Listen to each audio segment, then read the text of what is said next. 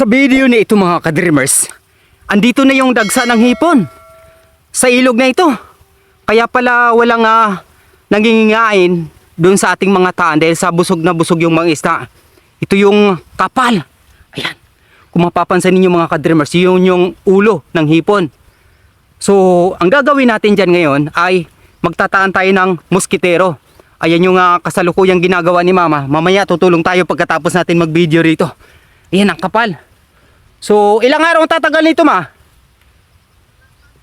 Oh, mga 3 araw daw ang itatagal nito. Kaya lang kulang yung ating muskitero. Gagawa tayo ng paraan. Kasi nandun pa sa kabila. Ganun din, ang kapal. So, ariyan yung ulo niya. Magkabilaan.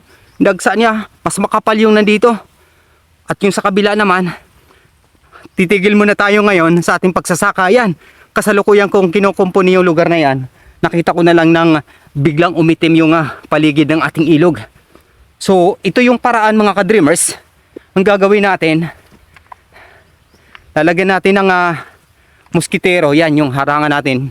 Tapos, ayan na. Yung ilalagay natin, isasahurin natin yung paakyat niyan. So, magpapalit tayo ng bota. Ayan, kasi kailangan natin tumulong.